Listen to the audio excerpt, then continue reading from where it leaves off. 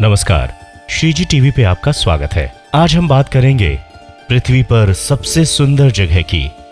जी हाँ, श्री बांके बिहारी मंदिर की। वीडियो को शुरू होने से पहले आप श्रीजी चैनल को सब्सक्राइब कर लीजिए और इस बेल आइकन को प्रेस कर लीजिए ताकि ये जरूरी जानकारी आपको नोटिफिकेशन के जरिए यूं ही भविष्य में मिलती रहे। मथुरा के करीब 10 किलोमीटर की दूरी पर वृंदावन है। वृंदावन भगवान श्री कृष्ण की क्रीड़ा स्थली है। यहाँ की कुंज गलियों में भगवान कृष्ण ने तमाम लीलाएं की। इसी वृंदावन में श्री कृष्ण का मंदिर है, बांके बिहारी मंदिर। इस मंदिर की देश ही नहीं बल्कि विदेशों में भी काफी मान्यता है। दूर दूर से भक्त यहाँ आकर बांके बिहारी के दर्शन कर उनका आशीर्वाद लेते हैं। इस मंदिर से जुड़ी ऐसी तमाम रोचक बातें हैं जिनके बारे में शायद आपको पता हो। आइए बताते हैं आपको बांके बिहारी मंदिर की 10 बड़ी बातें।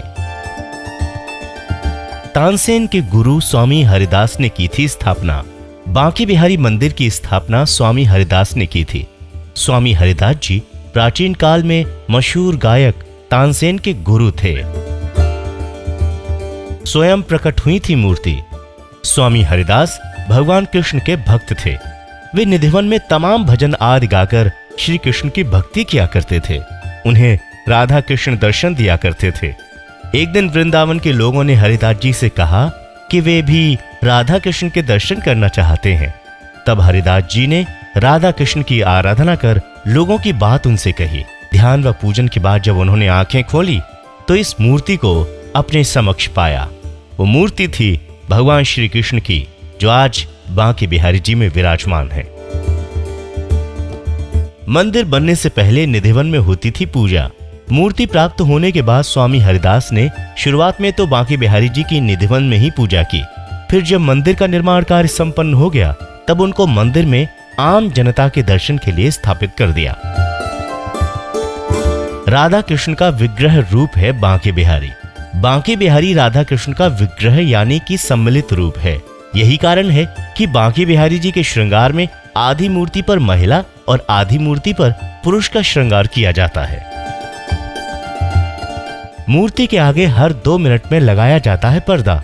श्री बांके बिहारी जी की मूर्ति के आगे हर 2 मिनट के अंतराल पर पर्दा लगाया जाता है। इसके पीछे मान्यता है कि उनकी छवि को लगातार प्रेम पूर्वक एकटक निहारते रहने से वे भक्त की भक्ति के वशीभूत होकर उसके साथ चले जाते हैं, और ऐसा एक बार इतिहास में हो भी चुका है।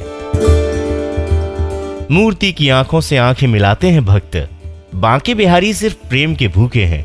यही मान्यता है कि वे भक्त की भक्ति के वशीभूत हो जाते हैं। इसलिए इस मंदिर में आंखें बंद करके पूजा नहीं की जाती, बल्कि बांके बिहारी की आंखों में आंखें डालकर उन्हें निहारना होता है। कहा जाता है कि बांके बिहारी की मूर्ति में ऐसा आकर्षण है जो भक्त को अपनी ओर खींचता है।